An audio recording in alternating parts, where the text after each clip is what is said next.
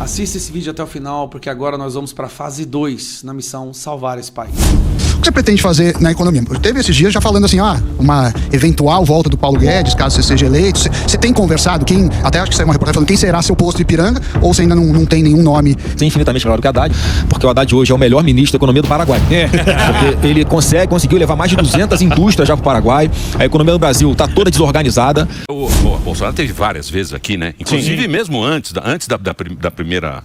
Antes de 2014, já vi, na época do Nióbio, do Pânico Velho. Sim, participou E o Bolsonaro era um cara, viu, Pablo? Ele, sem ser presidente, o presidente continua a mesma pessoa. Eu me lembro. É impressionante. E aquela gente que vinha, né? Parava a Paulista, parava o prédio. Ele é um personagem, né? Ele é assim, cara. Ele é assim aqui ao vivo, ele é assim em casa. Né, as piadinhas, né, que ele faz sem graça pra tiozão, em casa. Isso prejudica ele quando ele vem pra público, sei quem ele é, e tem muita gente que não tá preparada pra ouvir muita verdade da forma como ele colocava. Então, assim, pra mim é óbvio que é um herói ali, é uma referência sempre. Flávio, a gente deseja que ele fique bom logo, né? Sim. E, possa voltar aqui, trocar uma ideia. Breve, Bolsonaro, quiser, vamos honrar ele. Bolsonaro é um cara bacana. Flávio, indo nesse assunto ainda do Jair, como é que vai ser a participação do Jair nessa eleição? O que pode, juridicamente, o que não pode? Como é que vai ser essa participação dele? Ele vai poder vir a público? Ele vai poder dar entrevista? Ele vai poder falar sobre o que ele acredita nessas eleições? Como que vai ser essa parte? Olha, pra gente também é uma interrogação, porque ele está censurado. Ele não pode usar as redes sociais dele, ele pode estar autorizado a dar entrevista, mas os advogados sugerem que ele não dê entrevista, porque se ele fala de alguma coisa do processo, dependendo do humor do relator lá no Supremo Tribunal Federal, pode agravar a situação dele, enfim, mais do que já está, né, de transferir para algum lugar pior ainda. Então, assim, vai ser difícil, né? Mas assim, eu estou em contato permanente com ele. O meu sonho seria que ele pudesse, pelo menos, né, gravar os vídeos, enfim, dar entrevistas com mais tranquilidade. Não sei, sinceramente, não sei como é que vai ser a participação dele direta, mas vou estar em contato permanente com ele. Eu não dou um passo sem autorização dele. Como foi a conversa, já que a gente está falando do Bolsonaro, quando ele chegou e falou assim, Flavião, vai ser você. Pega a bola. É você que vai lá colocar número 10 pro Brasil. Porque tinha a relação do Tarcísio, tinha outros nomes que os partidos queriam. O próprio Valdemar da Costa Neto, no começo, falava muito, né? Que queria o Tarcísio. Como é que foi a relação do Jair e para ele organizar a política do lado da direita? Bom, eu nunca nunca me mobilizei para ser pré-candidato, assim que tem que falar, né? Pré-candidato à presidência da República. Eu tô há 23 anos na política. Comecei com 21 anos de idade, meu primeiro mandato. E, enfim, pesquisas no Rio de Janeiro, que minha ideia seria a candidatura à reeleição no Senado no Rio de Janeiro. Mas, assim, tem uma coisa que eu respeito mais do que qualquer coisa, que é o feeling político do meu pai. Ele tem um tato, um olhar para tomada de decisões nesse aspecto de qual caminho seguir, quem apoiar, que...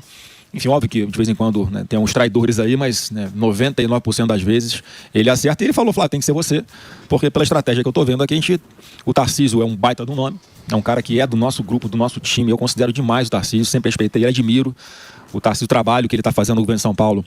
Em 2022, ele se elege com o Bolsonaro empurrando ele, e hoje ele tem ele construiu uma imagem positiva pela sua competência aqui como governador de São Paulo. E assim, se não fosse o Tarcísio candidato a governador de São Paulo, a gente não teria alguém forte para substituí-lo à altura aqui em São Paulo. Então, muito provavelmente, o PT tinha uma chance grande de levar o governo de São Paulo. E na nossa cabeça, a estratégia nacional, a gente tem que aumentar a diferença em relação ao PT que nós tivemos em 2022, que a gente aumentou em alguns lugares, mas não foi suficiente. No somatório do Brasil todo, nós vencemos as eleições. Então, São Paulo é um estado muito estratégico, onde no segundo turno o Bolsonaro teve 11% de votos válidos a mais do que o Lula. E agora, uma pesquisa saiu hoje, inclusive, sobre o estado de São Paulo, do Paraná Pesquisa, está dando exatamente já esses 11 pontos a mais de vantagem, já neste momento, em São Paulo. Então, para a nossa estratégia nacional, é muito importante ter um palanque forte, como o do Tarcísio aqui, e cada estado a gente está analisando dessa forma. Tentando alinhar a viabilidade da pessoa, né, a identificação ideológica com a gente, e pensando no cenário nacional, que a gente faz as contas, né, cara? Se a gente perder um pouquinho aqui na Bahia, a gente tem que ganhar um pouquinho ali em São Paulo, se a gente perder um pouquinho em Minas, a gente tem que ganhar mais em Rio de Janeiro, está sendo assim o raciocínio. Ô Flávio, sempre que vem um pré-candidato aqui, já veio, o Caiado se colocou nessa posição, o Zema, a gente sempre fala dessa questão da direita, né? Seu pai é o grande nome da direita, é o líder da direita, mas a gente sabe que tem outros candidatos que se colocam assim também, né? E a pergunta que eu te faço é o seguinte, que eu sempre comento, eu falo, se organizar direitinho, o PT não volta nunca mais, né? Por exemplo, você falou, o Tarcísio, na minha visão, eu gostaria que ele se reelegesse aqui, agora você é o cara que seu pai colocou como nome para seguir os passos dele, só que, como eu falei, tem outros candidatos também, né? Eu queria saber como que vai ser a relação com esses candidatos, né? Esses outros candidatos, porque eles também vão estar à frente da possível eleição como presidente, porque assim, o que a gente vê bastante é a direita se batendo. A gente vê bastante essas questões, né?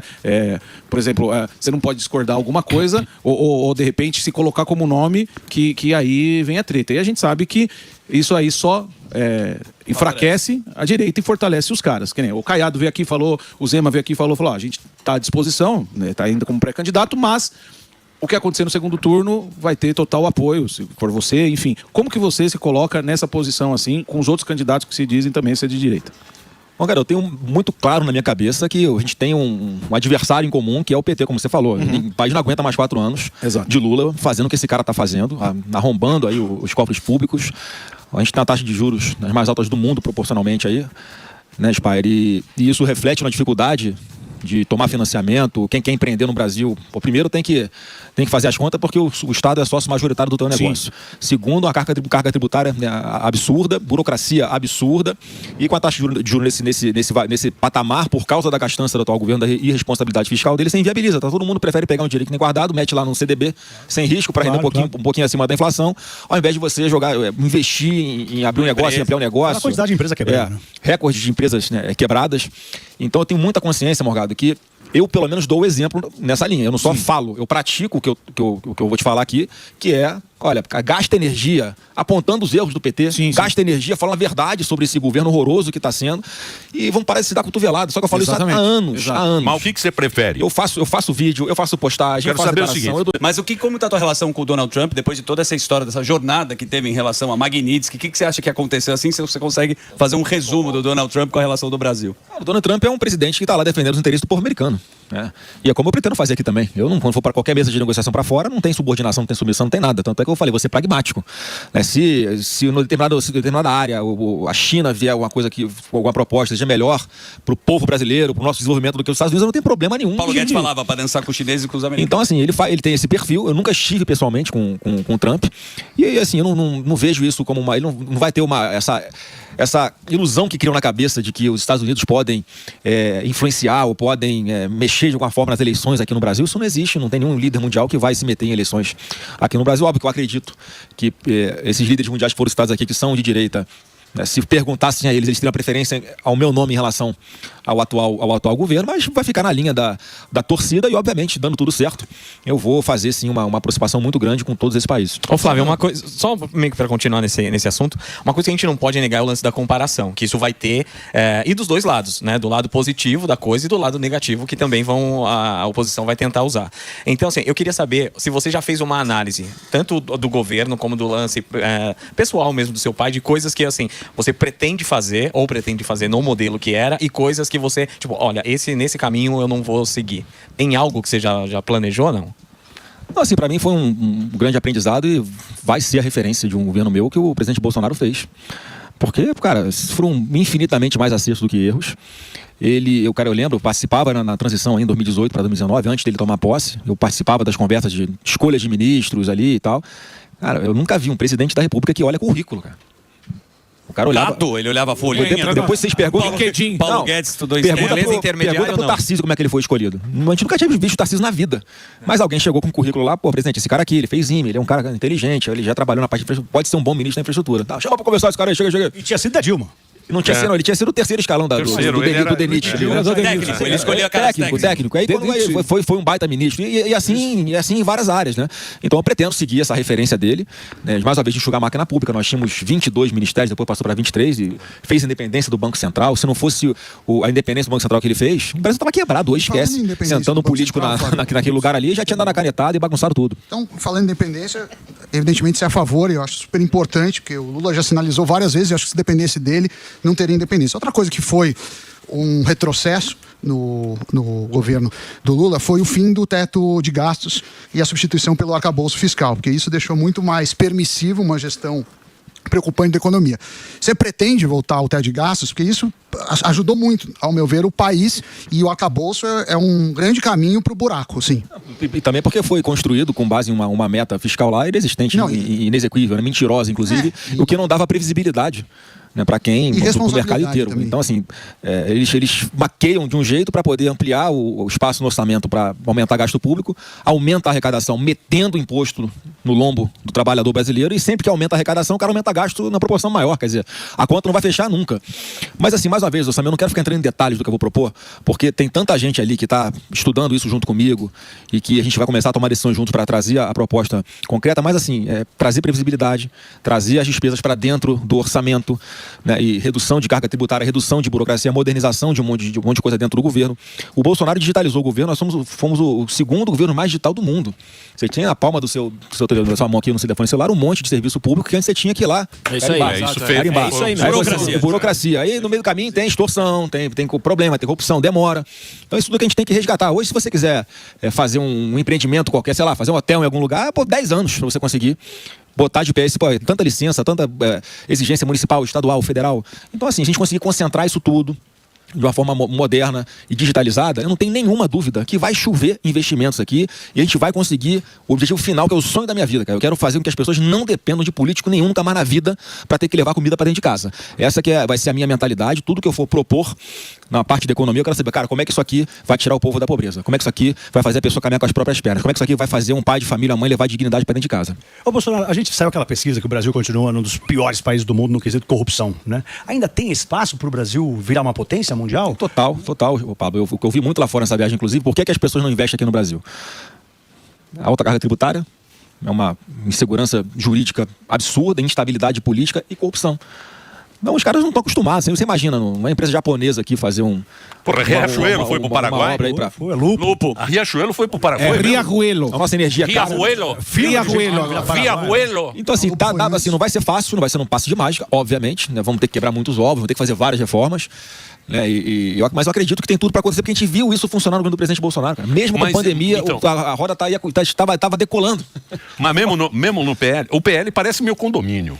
Putz, porque cada um tem uma ideia, cada um quer fazer uma coisa. É um partido complicado, né? Mesmo, todo partido tem problema.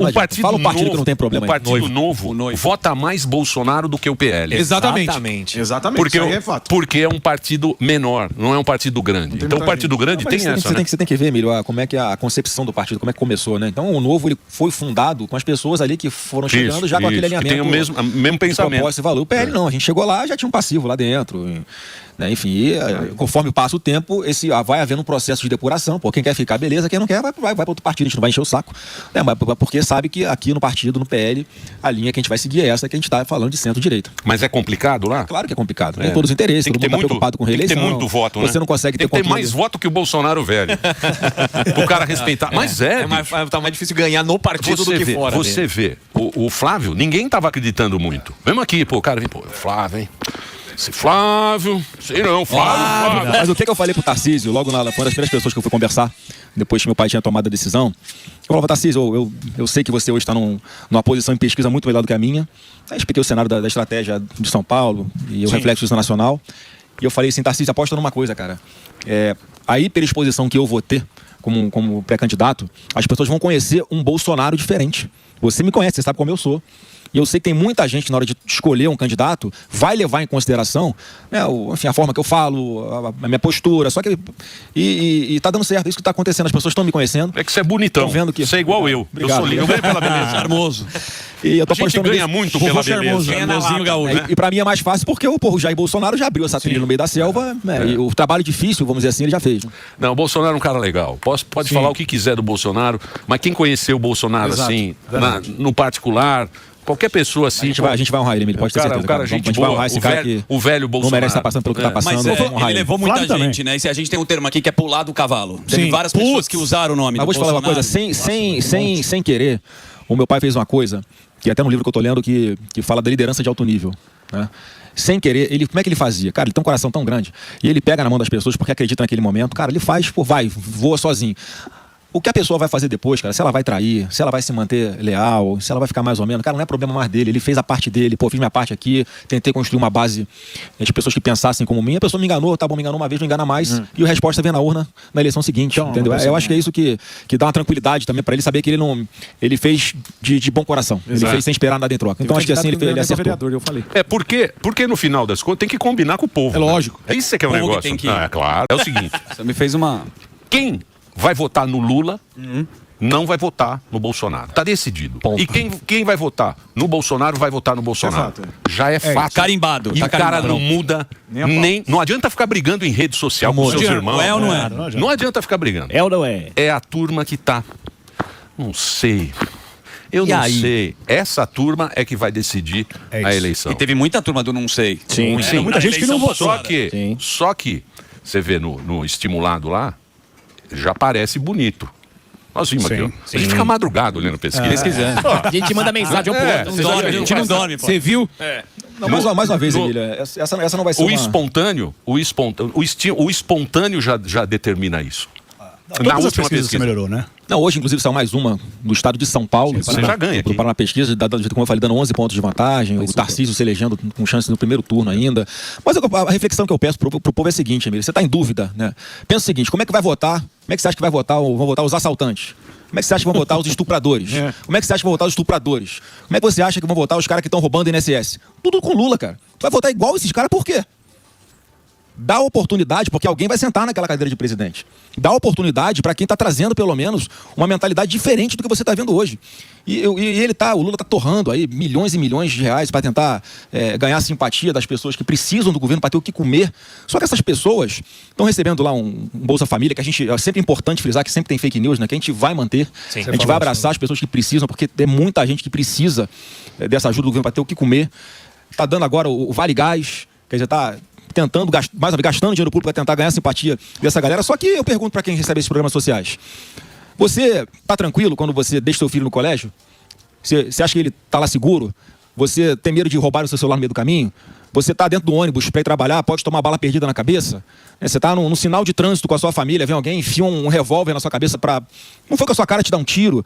Essa mentalidade que o atual governo vê com simpatia esses marginais, porque não foi por acaso que os presídios ficaram em festa quando o Lula foi declarado presidente em 2022, é essa galera que está fazendo L. E o que a gente está vindo propor? Como eu falei, não é uma eleição Bolsonaro versus Lula. É uma eleição para qual caminho você vai querer escolher. Você vai querer continuar nesse caminho aqui da violência ou você quer dar uma oportunidade para alguém que já está fazendo endurecimento de lei penal, que está se propondo a construir presídios, que está se propondo a pegar o dinheiro da educação, que hoje é mal investido, e aplicar com qualidade, no máximo, na educação básica, para essa garotada ter mais dificuldade para ser aliciada, para entrar na vida do crime, porque tem que pegar na mão dessa molecada, cara, e arrastar o ensino fundamental, o ensino médio, para ele ter uma profissão, um curso profissionalizante, ou abrir a própria empresa. Essa mentalidade, Emílio, que a gente tem que mudar. Não dá para a molecada, uma parte dela, ter como ídolo o dono da boca de fundo da rua dela. Tem que ter como ídolo as pessoas que prosperaram na vida. Então a gente tem que trabalhar essa expectativa, e dá para fazer a partir do momento que você bota no papel, apresenta para o povo. Isso que eu tô falando, olha, um Estado mais enxuto, vamos trabalhar dessa forma na questão da violência, vamos reduzir impostos, vamos reduzir burocracia, vai ter mais oportunidades aqui de empresas querendo investir, e é aí que você vai trabalhar. O Brasil tem mais de 800 mil vagas ociosas para quem quer trabalhar, por exemplo, com inteligência artificial, tecnologia da informação. Por quê? Porque não tem qualificação.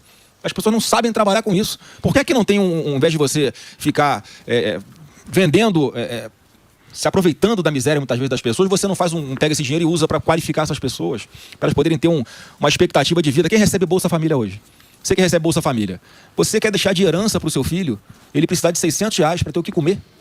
Ou você quer que o seu filho possa vencer na vida, possa conseguir um trabalho que vai ganhar 5, 6, 10 vezes mais do que isso? Ou você quer que o seu filho abra uma própria empresa para poder gerar empregos aí na comunidade onde você mora? Então essa mentalidade que a gente vai trazer para a discussão na campanha. Na minha época dava dentadura.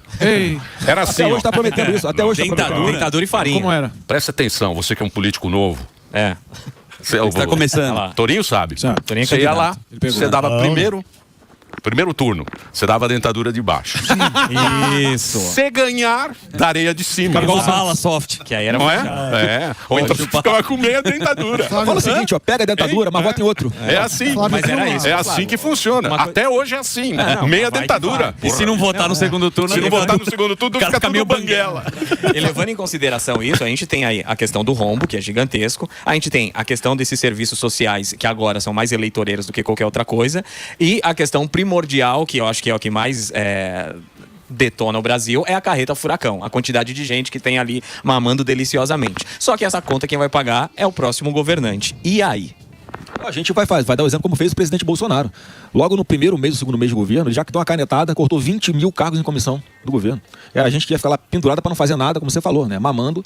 Né? E assim, tem um outro aspecto que é importante para aproveitar aqui a audiência. Falar o seguinte, muita gente não entende como é que a roubalheira e a incompetência do PT na administração das estatais impacta na sua vida. É isso que eu ia falar, a gente voltou Porque, nos escândalos em novidade série. zero, a gente já sabia que ia acontecer de novo, nós tentamos avisar na campanha de 22, no nosso programa de televisão e rádio, mas fomos censurados. Mas só um raciocínio curto e simples. Quando você pega os Correios, né, bota lá para administrar os Correios um amigo, né, que é do grupo Prerrogativas de advogados, pessoalzinho de esquerda, bota para administrar os Correios. Rombo bilionário. No orçamento, o governo tem que tirar do orçamento e botar lá para cobrir o rombo do Correio. Quer dizer, dinheiro que vai faltar para você botar um ar-condicionado na sala de aula do seu filho. É um dinheiro que vai faltar para você asfaltar melhor a rua onde você mora, para você colocar água e esgoto à sua disposição onde você mora. É aí que falta o dinheiro. Quer dizer, a roubalheira e a incompetência do PT resultam em pior qualidade de vida para você que está nos assistindo. Você vai querer insistir com esse time que está dando errado. Então, não tem fórmula mágica, não é fácil, mas eu tenho a convicção que a gente pode montar um time de craques, como fez o presidente Bolsonaro, especialistas em cada área, que não precisam do governo, que não vão usar o governo para se enriquecer. Você acha que o Paulo Guedes foi ministro da Economia preocupado com o salário de ministro da Economia? Não, ele nem olhava o contra-cheque dele. Tinha a vida financeira dele resolvida. Mas ele queria o quê? Ele queria melhorar o país. É esse sentimento que eu vou buscar nos perfis de quem for integrar um futuro governo nosso. Isso que você falou, Você sabe que eu tenho um amigo meu, né? Fantástico. Amigo fantástico. Aí ele votou no Lula. Bolsonaro não, teve lá, vou votar no Lula. Aí votou no Lula. A gente foi jantar outro dia e falou: Ramiro, queria que o Lula convocasse o Paulo Guedes. Ele tem saudade do Paulo Guedes, bicho. Sério? Sério? Tem muita gente com esse pensamento. A Petrobras era a empresa que mais distribuía dividendo no planeta Terra. Mais do que Tesla, que Amazon, que Microsoft. E é o que você falou, a gente voltou para o período de escândalos em série, né? Correios, o resultado das empresas que são mistas, né? Privada e pública, todas pioraram. Você falou do Correios, né? Sobre privatizações, que isso interessa para o mercado financeiro. Correios, Petrobras, Caixa, Banco do Brasil. O que você pensa sobre privatizações? No conceito geral, eu sou muito favorável às privatizações. Eu acho que uma gestão privada, ela sempre tende a ser uma gestão focada no resultado, na qualidade de serviço prestado, mas também a gente não pode falar assim, vou privatizar tudo. Tem que ver caso a caso separado, em que pé que está. Por exemplo, os Correios, que você citou aqui, que eu citei também. Tem solução? Porque o rombo é tão enorme. Não tem ali, assim, os caras conseguiram quebrar uma empresa que tem um monopólio. Não tem concorrente. Não tem concorrente, cara. Então, assim, e tem essa questão de você pensar na hora de você decidir se você vai privatizar ou não uma empresa. Porque o Paulo Guedes falava muito isso para mim, Flávio. Por que a tendência são as privatizações serem boas? Porque a empresa está lá. A gente chega no governo, faz um trabalho bacana, ela começa a dar superávit e tal. Muitas vezes até, não apenas distribuição de lucro, mas grande parte das vezes esse dinheiro era usado, como foi usado na Itaipu Nacional lá de você melhorar o aeroporto, melhorar a ferrovia, quer dizer, isso é revertido em serviço público de qualidade. Então, assim, a gente tem que avaliar caso a caso. E, por exemplo, o Correios, por exemplo, é um caso clássico, que não tem nenhum sentido continuar. Mas só para concluir, ele falava o seguinte: olha, a gente tem essa empresa que a gente arrumou, tá dando superávit, tá dando lucro, tá arrumadinha, passou o governo, os caras vêm e arromba tudo. Toma tudo. Então era melhor ter tirado isso do domínio do governo, né? Você prefere essa linha. Um churrasco com o Centrão ou jejum com a base? Porque o PL é um partido imenso. Sim. É um partido que tem vários. Sim, é um partido imenso. Porra, olha o que o Jair fez. Eu estava vendo aqui pensando, ó. Ele fez o Moro, tudo senador, ó. O Moro, Marcos Pontes, o astronauta, Tereza Cristina, Damares, o Pazuzu, lembra do Pazuzu? Sim. Pazuzu, ele fez Ricardo Salles, Braga Neto, o Marinho, Tarcísio. O Tarcísio teve... O Zema ganhou porque declarou voto ao Bolsonaro. Exatamente. Não. Então ele fez muito... Ele fez muita gente, e muita gente meio parecido com o PSDB também ali. Que não é aquela direita que todo mundo fala da direita e tal. Então é uma... Eu sou muito realista. eu tenho a consciência que sozinho a gente não chega em lugar nenhum. E assim, eu falo o seguinte, no Congresso tem de tudo, menos quem não teve voto. Não é o ideal, eu não sei o que, mas é o que tem. É o que tem.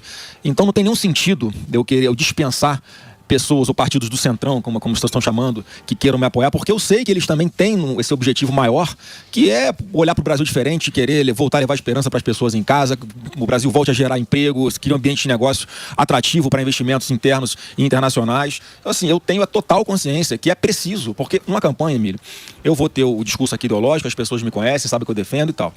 Mas na ponta da linha, como é que funciona na prática uma campanha? Quem dá capilaridade para essa campanha são os candidatos a deputado estadual, deputado federal, candidatos ao Senado e ao governo, que são os palanques importantes.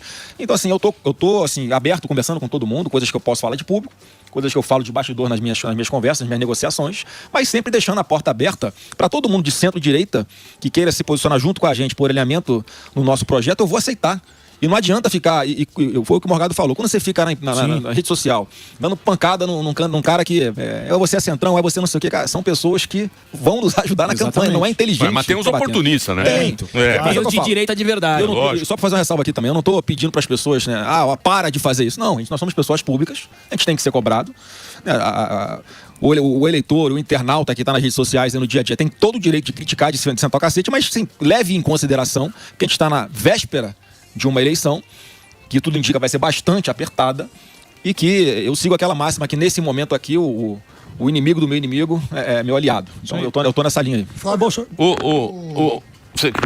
Pode falar, Sam. Vai lá, Sam. Flávio, você acho que em dezembro se declarou como um Bolsonaro moderado, e eu acho que essa imagem tem um potencial para eleitores, porque você sabe que tem os já decididos e um percentual grande dos que ainda não fecharam o voto. Durante a sua vida como senador, você passou por várias sabatinas, por exemplo, do Zanin, do Dino. Salvo engano, o Zanin você apoiou, inclusive... Não apoio, não votei contra ele, você elogiou, né? Não elogiei, eu falei do perfil que ele tinha como advogado de ser garantista, né? Foi essa expressão que eu usei lá. Então, acho que... assim, não votei contra, tá? O Zanin, mas assim, acreditando que ele pudesse, se cumprir a lei diferente do que está acontecendo hoje. E aí, como moderado, se é verdade que pensa dessa forma, o que você pretende fazer na economia? Teve esses dias já falando assim, uma eventual volta do Paulo Guedes, caso você seja eleito. Você tem conversado, até acho que saiu uma reportagem falando quem será seu posto Ipiranga, ou você ainda não tem nenhum nome conversado? Sam, eu estou conversando com várias pessoas da economia, grande parte dessas pessoas acho que participaram do nosso governo. E eu tô ainda montando o que é que eu vou oferecer de projeto de Brasil, que eu estou falando projeto de Brasil, não projeto de governo apenas.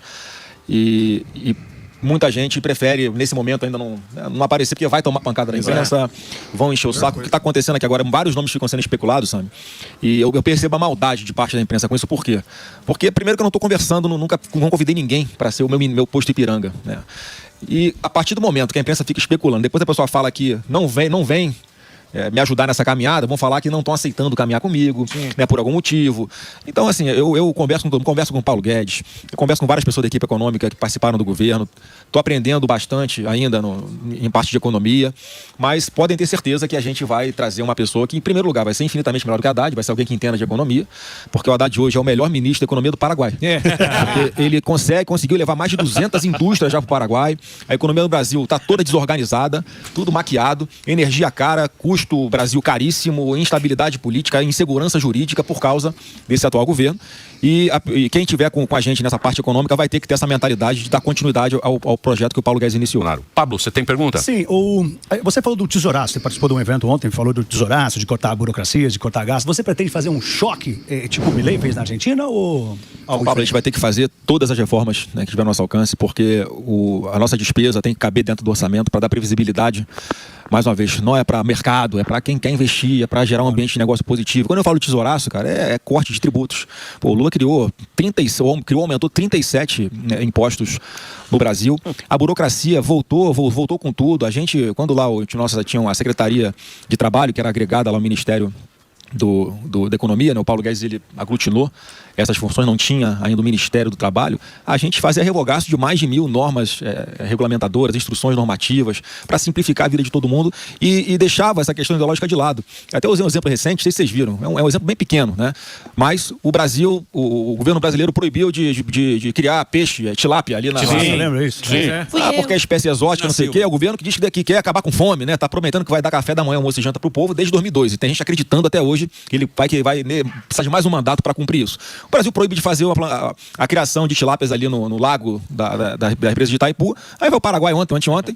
E olha, pode criar peixe aqui sim. Então vai ter uma linha no meio ali, Emílio. Que do lado do Paraguai você pode criar peixe, do lado de cá você não pode criar peixe. E eles gerando emprego lá, eles exportando peixe, eles matando a fome do povo deles. Então é um pequeno exemplo ideológico de como é que um governo que tem essa mentalidade errada atrapalha as coisas acontecerem no país. Eles olham para qualquer empresário desconfiando. Pô, tu quer abrir uma barraquinha de cachorro-quente, você tá pedindo CNPJ por quê? Você vai lavar dinheiro? A mentalidade tem que ser ao contrário. Você tem que dar garantir o princípio da presunção de que a pessoa quer fazer a coisa certa, só quer andar legalzinho dentro da lei, quer pagar os seus impostos lá, sem burocracia, mas atrapalhar. Não é o que acontece hoje. Qual que vai ser o papel dos seus irmãos na sua campanha, né? Porque a gente viu o Carlos sempre muito próximo ao seu pai, dando pitaco e tudo mais. Qual que vai ser a função deles ali para te ajudar aí nesse projeto aí da campanha? Olha, eu converso sempre, né, com o Carlos e com o Eduardo, né, o Renan, lá em Santa Catarina, ele é vereador. Então, assim, vai todo mundo ser pré-candidato a alguma coisa, né? Sim. Então, o Carlos é pré-candidato a senador, lá em Santa Catarina. O Renan é pré-candidato a deputado federal, também, em Santa Catarina. O Eduardo tá exilado lá fora, né? Mais um perseguido político que está longe da família por causa da lawfare, da perseguição que existe aqui hoje. A Michelle, que tu indica, também é pré-candidata a senadora no Distrito Federal. Então, a gente vai ficar mais ou menos cada um me ajudando dentro da sua... Você viu a pesquisa aqui no São Paulo, da sua área, né? na internet. Senador. Também, né? Do que? Não. Qual foi? Conta pra mim. Haddad e a nossa querida Marina. Aqui. Que Marina? Vocês dão risada. Não, eu dou risada de nervoso. Aqui tem nome. Aqui todo mundo fala, esse velho aí. Não falo não. Eu acredito que você fala e anoto. Vê aí, ó. Vê a pesquisa. Note. Eu e o Sami ficamos uma madrugada inteira. Vai ser aqui E foto da Sidney Sweeney. Nós já sabemos quem vai ser o próximo presidente. É que eu não vou falar agora, porque senão vão falar que é fake news. Estragar o jogo. Os caras vão me encher o saco. O pai de Vou ver o cara me encher. Nós já sabemos pela última pesquisa. Eu e o Sami. Ele falou que ele Tem o grupo. É o grupo do Telegram. Mas, Emília, essa questão de senador aqui, pode ter certeza que quando começar uma campanha mais aberta, mais declarada, você, né, tendo o Tarcísio, um candidato forte ao governo, ele apoiando os dois candidatos ao Senado, eu aqui como pré-candidato a presidente, também apoiando esses nossos dois candidatos ao Senado, o cenário vai mudar. E como é que você vai trabalhar na internet? Diz que o Marçal tá no... Porque aqui, ó, o partido tem gente trabalhando aqui. Todo dia eles entram. Eu sei que tem aí uma equipe em Brasília. Tem uma firminha. Tem uma firma. A gente já descobriu aqui. A gente já descobriu a firma. Sabe até os logins aqui. Isso, a gente já tem uma... Mas tá aqui nessa sala, não? Opa. Não. Eles entram aqui no chat. Online. Porque o que a gente tem? A gente é democrata. E o governo, para mim, uma democracia é o governo que deixa falar mal. Deixa xingar, inclusive. Deixa xingar, um xinga daqui, outro xinga de lá. É assim que é democracia, não é isso? Lógico. O que é democracia? Você pode dar sua opinião. Você dá sua opinião, o cara dá sua outra opinião. Xinga briga com o cara, xinga o Flávio, não sei o quê. Analisa o xingamento. E aqui eles têm uma equipe agora que eles entram, porque a gente ganha da Globo. Nesse momento a gente tá ganhando de lavada. Não é fácil. 7-1. Aí o que acontece? Eles falam, opa, não pode ser assim. Então eles ficam destruindo a gente. Só que nós somos tão bons que nós fazemos com que eles joguem do nosso lado. Exato. Então eles passam a amar a gente. Falam, eu era esse cara, vocês são tão lindos, vocês são tão verdadeiros. Os caras xingam e falam que a gente é lindo, a gente não entende como. Você acha que a distribuição do amor. Isso. Você acha que você vai conseguir fazer isso na rede social também? Que é muita briga, né? Quem que vai trabalhar na tua rede social? Não, tem um time que já trabalha para mim, faz um trabalho excepcional, né? E na campanha vai ter mais gente, obviamente, para ampliar esse time com estratégia e tal. Mas na minha rede social você vê, cara. A pessoa só bloqueia aquela pessoa também que vai vai na família, vai não sei o que. Aí eu estou vendo que muitas vezes é robô, né? Que os caras criam robô agora pra caramba pra ficar agindo em rede social, mas também aceito crítica numa boa, não tem problema nenhum com isso. Como é que vai ser a legislação, será, para que agora...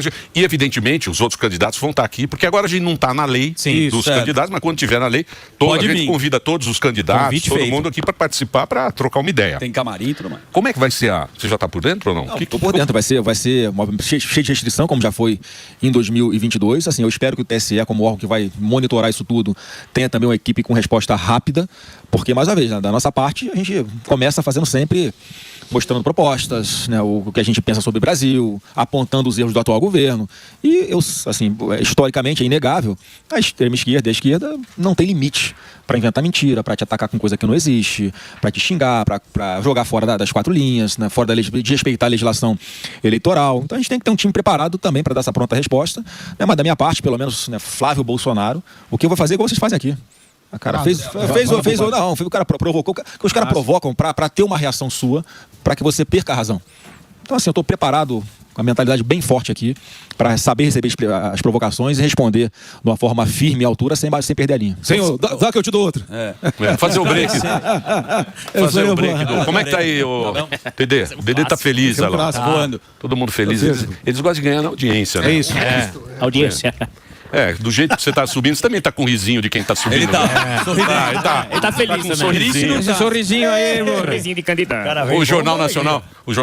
Tem que ir boa. Flávio Bolsonaro subiu numa assustadora. Como é que seria o Jornal Nacional após o resultado da eleição? Resultado da eleição. Saiu agora o Ibope. É triste. Quest. Mas posso falar? O cara fala pra dentro. Bolsonaro sobe um pouco na audiência.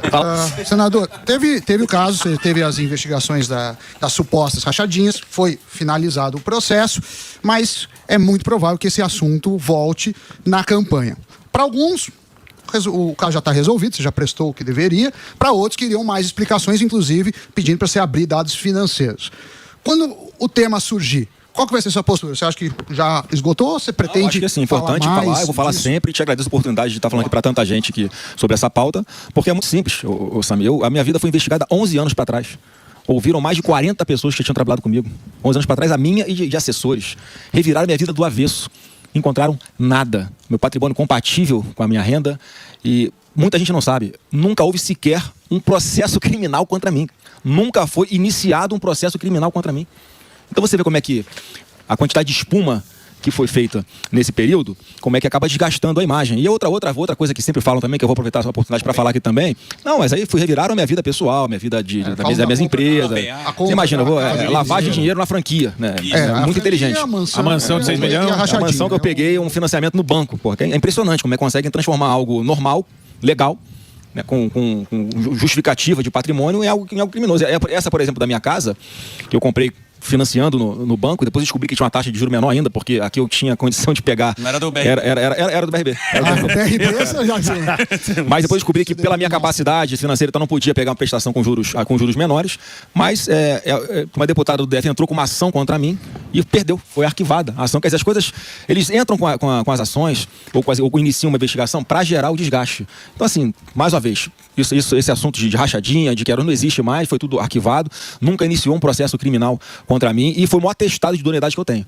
Porque reviraram 11, imagina se pega tuas contas bancárias, tudo quebra 11 anos para trás, você tendo que explicar os R$100 que você passou no cartão de crédito no restaurante, né, com quem que estava, que situação que foi. Então isso foi feito, não tem uma pessoa, Sami, em todas essas que foram ouvidas, que disseram que eu pedia dinheiro em troca de empregar no meu gabinete, ou que já tinham me dado alguma coisa, nada, zero. Diferente de hoje. Hoje, o que foi os escândalos do Lula do Petrolão? Cara, as pessoas devolveram bilhões de reais, diziam que o Lula tinha conhecimento, diziam que davam dinheiro em caixa de sapato dentro do avião no aeroporto de São Paulo. Tem vídeo. Entendeu? Então, assim, que tentam fazer uma equiparação das duas situações, que não tem absolutamente nada a ver.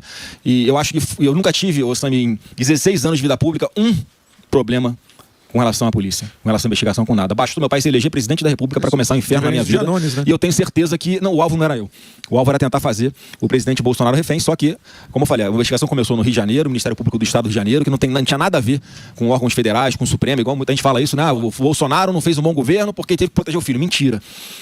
A investigação era no Rio, a competência era o Tribunal de Justiça do Rio de Janeiro, é lá que foi tudo resolvido. Então não teve que o presidente Bolsonaro ter uma atenção para isso, para tentar assim, me proteger, me blindar de alguma forma. Então, agora, como candidato, tem que listar os bens, né? Tem que listar os bens. Tem que listar os bens. E tem alguns que abrem imposto de renda. Não, isso é obrigação. É obrigatório. Você tem que apresentar para a Justiça Eleitoral. Você apresenta a sua declaração de imposto de renda. A médica já e não sei se vocês lembram. todas as emissoras transmitiam o tempo inteiro. ao vivo. Vê se essa CPI aí. A CSS não transmite. Virou novela. Se não sou eu encher o saco aqui É verdade. pra falar dos velhinhos, É ruim. não é pra eu Aliás, eu quero falar. parabenizar aqui o presidente da CPI, o Carlos Viana, e o relator... Veio aqui. Veio aqui. O Viana tá bom, ele ficou operado, né? Nossa, deu branco agora o relator, o relator da CPMI do INSS. Relator. Não, mas é o... Põe aí no Google, Sammy, relator. Lá do deputado deputado Alfredo Gaspar, Isso. lá de Alagoas, que estão fazendo um belíssimo trabalho. Né? Enfim, tá mostrando as entranhas. Como é que E o funciona Nicolas? governo E o Lula. Nicolas? Vocês estão... Não, olha só. Meu amigo Nicolas. Eu ouvi dizer que vocês Meu estão... amigo Nicolas, não. É meu amigo Nicolas. Ih, Nicolas, tamo junto, irmão.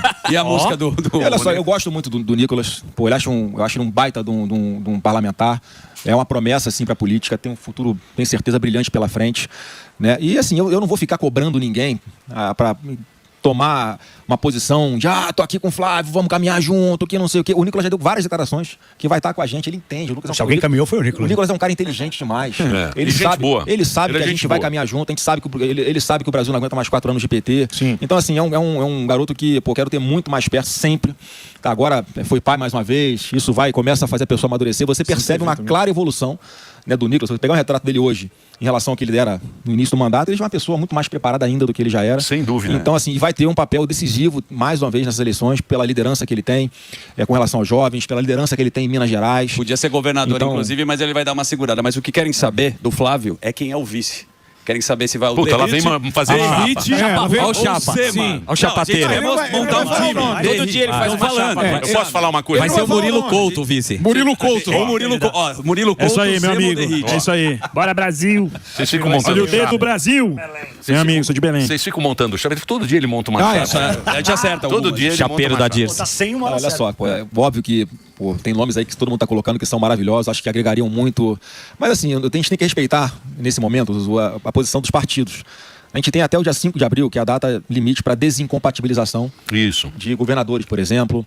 E tem muita água para rolar até lá ainda. A partir dali os partidos vão poder tomar decisões com base nos cenários reais de quem pode e quem não pode ser candidato. E óbvio que eu quero montar Já tem nome? palanque. Você tem um nome que você sonha? Se fosse assim, a decisão exclusivamente minha. Não precisa falar o Não, nome, a mas decisão eu vai ser- a decisão vai ser gostaria muito Camisa que fosse 10. essa pessoa. Quem vai junto? Sem indicação de partido, nada. Se fosse assim, fala o nome agora. Obviamente, você não vai falar. Sem que nem ser o você falou. Neymar, não. Não, eu vou falar Você não, tem, mas você tem alguém alguém que você fala, puta, eu gostaria que fosse esse cara. Marco Rubio. Olha só, o vice é uma coisa que decide mais pra frente de verdade. Não vou ficar vacilinando aqui. O vice é uma coisa que decide mais pra frente de verdade. E é uma posição que pode ser usada, Morgado, pra você atrair um partido. Sim, pra- mas pra- é. Então, assim, se eu falo o nome agora que é de um. Só pode ser de um partido, Sim, né? A pessoa só tem um partido. Se eu exato. falo o nome aqui agora, o outro quer dizer que já tá decidido lá, eu vou caminhar pro.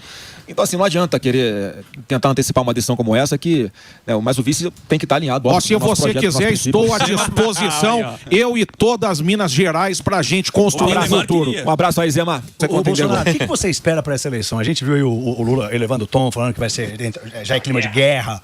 A eleição passada a gente viu que talvez teve um pouco de dificuldade aí. O que você está esperando para essa eleição, hein? Estou esperando realmente uma campanha muito dura, em especial no campo digital. Né? E a gente tem que se preparar com isso, com um time jurídico, com equipe qualificada, de pronta resposta e tal. Mas assim, o que eu vou apostar, o Pablo? Cara, na verdade, na moral, ninguém aguenta mais tanta confusão. Ninguém aguenta mais tanta briga. Eu também não. Então acho que não tem que ser... Eu acho que a minha aposta vai ser de mostrar que eu vou ser centrado, vou ser equilibrado, vou conversar com quem eu tenho que conversar, porque eu quero ter um projeto pro Brasil aqui, que eu acredito que vai redirecionar o nosso país, voltar pro caminho da prosperidade de verdade. Então, você não vai ver uma posição, uma reação minha virulenta, de xingar, mano. Cara, pra me tirar do sério é muito difícil. Acontece, mas é muito difícil. E como convencer as pessoas que deixaram de votar na última eleição? Porque, como o Emílio falou, isso aí foi fundamental. Teve muita gente que falou, não quero nenhum... 30 milhões. Então, 30 milhões. como que você vai trabalhar pra convencer essas pessoas? Reverter. Inclusive, reverter. Quem falou assim, não, Bolsonaro, não. Pra reverter, assim, meu pai foi eleito com a votação estúpida claro. em 2018. Então, muita gente que votou nele em 2018 deixou de votar em 22. E eu tô apostando muito numa estratégia de... Como é que eu vou falar? Do divã. Sentar e conversar, cara. Você não votou no Bolsonaro porque ele debochou de quem tinha falta de ar na Covid? Isso é mentira, cara. Sim. Pega esse vídeo, esse recorte, pega 20 segundos antes, 20 segundos depois. É o contrário, ele não tá debochando de ninguém. Todo mundo teve na família alguém próximo que sofreu, que morreu com Covid. Se você pegar esse vídeo, 20 segundos antes, 20 segundos depois, você vai ver que ele está falando o seguinte: olha, não espere se sentir falta de ar para procurar um hospital. Naquela época não tinha vacina, não tinha remédio. Vai antes para ver se o médico faz um tratamento e salva a sua vida. Você vai para o hospital para quê? Para ser entubado e morrer? Essa era a política que estava sendo defendida na época pelo ministro da Saúde, que foi mandado embora. E ele lutando para dar lutando para as pessoas sobreviverem sendo acusado do contrário. Então eu aposto muito nisso, Morgado, de falar a verdade, de debater aqui qual o problema. É isso aqui que você tem? Ó, a versão é essa aqui, você está sendo manipulado, agora toma a decisão que você quiser. Eu vou apostar muito nisso. Ô, Flávio, em relação à campanha de 2022, parece que o Emílio trouxe bem que você estava dando entrevista na França, parece que também vai em outros países, você tem o Eduardo ali nos Estados Unidos. Vocês estão tendo uma estratégia de tornar a eleição brasileira um pouquinho mais mundial para fugir... Global. Um pouquinho mais global para fugir daquela bagunça, né? O melhor adjetivo possível de 2022? Não, porque é o seguinte, a gente sabe que o Brasil sofre influências externas, né, normal, e principalmente da mídia internacional. Como é que é aquela música? Quem canta aquela música, né? Deu no New York Times. Sim. A Feira de Acari é um sucesso. O que é que eu interpreto? Cara, falando o seguinte, cara, até a Feira de Acari, os caras que se vende de fora para dentro, os caras conseguem romantizar aquilo. Era um roubalto, né? O material roubado era vendido lá. Então, qual é o meu pensamento também? Primeiro, ir lá para fora, para mostrar para os líderes mundiais. Eu tive nos Estados Unidos, eu tive em Israel, eu tive em Bahrein, em Emirados Árabes, na França. Conversei com muitas lideranças. Primeiro, para falar, cara, o que o Lula está falando aqui é a favor de grupos terroristas, esse cara radical. Não é a forma que o brasileiro pensa. O brasileiro não é isso. E eu fui mostrar que, cara, eu sento com comunidade árabe, eu sento com comunidade judaica, eu vou ser pragmático nas relações internacionais, vou sentar com China, vou sentar com os Estados Unidos, vou sentar com a Europa. Então essa mensagem que eu fui levar lá também, e óbvio, denunciar o que está acontecendo aqui no Brasil, com a perseguição política que existe, materializada principalmente no presidente Bolsonaro. Então eles ficaram horrorizados, chocados, quando eu falo que ele sofreu um processo aqui, que ele foi julgado pelos seus inimigos, que ele estava fora do Brasil no Rio de Janeiro, que ele nomeou o comandante do Exército, da Marinha Aeronáutica, indicados pelo Lula, enquanto Bolsonaro ainda é presidente. Cara, o cara quer dar um golpe, tem que usar arma. Quer dizer que ele vai dar as forças armadas para o seu inimigo, ele querendo dar um golpe, que não fazia sentido nenhum, e que ele estava na situação de inelegível, de forma injusta, por perseguição política, razão pela qual eu estava ali me apresentando como pré-candidato indicado por ele. Então, teve isso tudo. O que eu acho que é importante é que lá de fora eles ouçam essa minha a verdade, como eu enxergo, porque só chega tudo distorcido lá fora. Só para ficar nos encontros internacionais, você teve com o Benjamin Netanyahu, né? Até viralizou, falando um pouco da relação do Lula. E a turma ama o Netanyahu também. Gosta de dividir a política. Ama ele. Mas tem o Donald Trump também, né? Que a gente teve a relação que também a mídia adora. Ama. São dois amados. O Bolsonaro também. Bolsonaro, Netanyahu e o paixão mundial. E o Milley. Inclusive o New York Times publica bastante. E me fala uma coisa, como é que tá o Eduardo? Qual é a situação do Eduardo hoje? O Eduardo, ele tá tocando a vida dele lá. Óbvio que ele queria estar aqui com a gente. Sempre que eu posso, eu dou um pulo lá pra matar a saudade dele, da Heloísa, do GG daqui, que é os filhos dele, né? Mas ele, assim, ele tá se articulando lá pra conseguir, né? Então ganhar pão, poder ter uma renda, que ele tá sem salário. Ele tiraram o mandato dele de deputado federal, né? Por questão de falta. E ele tá bem consciente que ele tá preparado pra ficar o tempo que precisar, enquanto a gente não normalizar a situação de todo mundo aqui no Brasil. Né? E eu espero que Deus me dê a oportunidade de também resolver essa questão das pessoas que foram perseguidas politicamente aqui, que estão fora do Brasil até hoje, para que possam voltar para suas casas e voltarem às suas vidas normais. Obviamente que isso é uma coisa que vai estar... deu perdão, né, para aquelas pessoas lá do 6 de janeiro deles, lá, de 2 anos antes. O perdão eu acho que... O perdão aqui com o Daniel Silveira não funcionou. Não, porque aqui é vingança, é um negócio tão descarado. Eu acho que a ferida aqui, a segurança de quem cometeu esses abusos, as perseguições contra tanta gente, eles estão muito seguros ainda. Então você vê, como é que pode, isso tem que ser falado, eu falo do divã que a gente vai enfrentar na campanha, isso tem que ser falado, não tem nenhuma lógica. A gente está discutindo um projeto de anistia lá no Congresso Nacional, o ministro Supremo passar a mão no telefone, ligar para o deputado e ameaçar, esse texto eu não quero. Pô, que isso, cara? Um judiciário interferindo dessa forma dentro da legislativa, a competência é nossa. Quem pode tratar de anistia é o Congresso Nacional.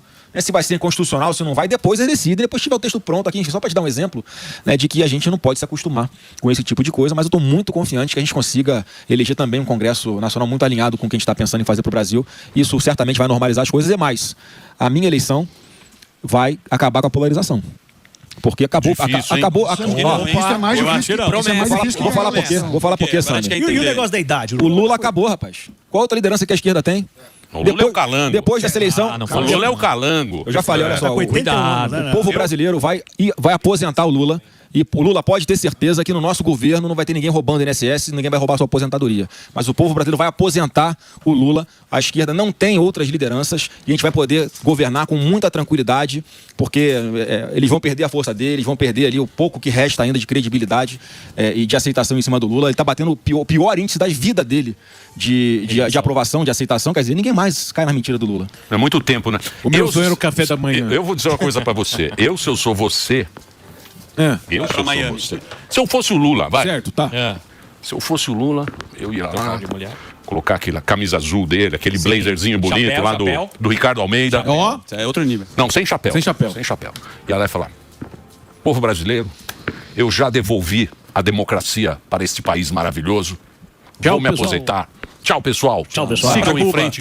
Viva a democracia. Varadeiro. Toquem o par. Tô em Varadeiro. Embora Pra nos Varadeiro. braços do povo. Mas tem uma coisa que diferencia o Lula do Se Bolsonaro. eu sou você, eu ia Rio de Janeiro, Senadão, 8 anos. Salário bom, salário bom. Vou falar pra você, o Senado Passaporte. é o céu na terra. Sim. É melhor que a 8 presidência. anos, tranquilo. 250 Não pau fica de fazendo vale Ia ter reunião. muito voto, viraria presidente do Senado. Pode me trazer as pautas. Você fala, essa vai, Essa não, hoje não. essa não. Arquiva uma e guarda Hoje outra. sim, hoje não. Você tem. Essa eu também não quero. Senta em cima. Estas, porra, Flávio. era. Porra, Deixa eu Flávio. te falar de coração aqui. Olha só que. Sabe o que Que sentar no pudim, tanto pro Lula pra você. no pô. pudim. Porra, Sabe o que diferencia o Lula? não é? Morninho, Não é? morninho. Fala a verdade. Pudinzinho Gostou? morno. Fala a verdade. Fica em até casa. querendo. Moleza, pudim é moleza. Puta, até me arrepiei agora. Vamos nós sair pro Senado. Emílio, eu não tô nessa pro projeto de poder, de verdade. Isso é uma coisa que diferencia o meu pai. Várias decisões que ele tinha que tomar, ele tomava com tranquilidade, porque no momento de pressão, eu não tenho apego a essa cadeira.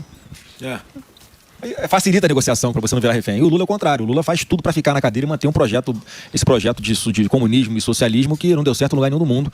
E eles insistem em fazer aqui enquanto vão enriquecendo, né, o grupo deles ilicitamente. Então, não é isso que me enche os olhos. Eu não sou pré-candidato a presidente da República por causa de poder, por causa de vaidade, que eu tenho o sonho de ser presidente da República, de verdade. Será? Porque todo mundo que senta naquela cadeira, Depois que inclusive você seu pai. Então vou te fazer Não, calma. Todo mundo que senta gosta muito. Reeleição é uma coisa que você vai tirar ou vai deixar? Eu já fico aqui de público, né, eu assino qualquer proposta lá para que o mandato de presidente da República seja apenas uma vez, que não caiba a reeleição. Ah, é? Porque eu acho que isso é saudável. 5 anos. Isso, 5 anos. aí, os detalhes você discute, mas o fato de não poder se reeleger, eu acho que isso sim é saudável para o nosso país.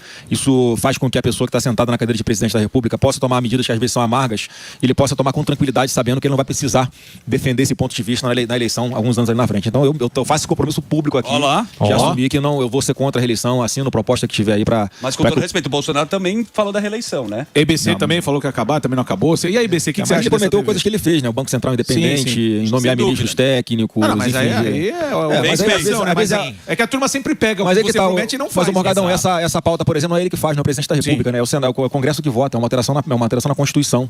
Né? Então, se o Congresso não, se o Emílio, presidente do Senado, não pautar, não vai pra voto. Mas eles não pautam, né? Ele não vai acabar com a EBC não, hein, velho? sabe disso. Senão eu que acabo com você, te dou cadeirada aí. Você quer assumir a EBC, é isso? Não vai acabar com a EBC não, hein, velho? Ele e o Sami. Ei, Saminho. Eu não sei, eu não tô sabendo sobre esse assunto. Você viu quanto o governo enfiou na EBC Eu não agora? tô sabendo Tão sobre esse pagando assunto. bem Eu lá, falei Samir. pra acabar com a EBC antes. Estão pagando bem. O Sami que mandou Quer ver comigo. outra coisa? Fundão também. Quero saber de fundão. E aí? E o fundão? Congresso, E as eu sou- emenda? eu sou a favor de que volte a ter financiamento privado de campanha.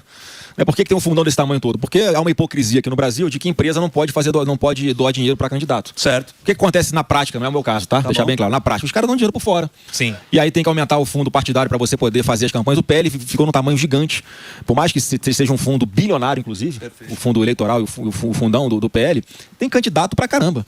Não dá para financiar a campanha de todo mundo. Vamos ter que buscar o financiamento de pessoas físicas, né? Você não pode ter o financiamento de empresas na campanha. Então, acho que hoje o valor é exagerado.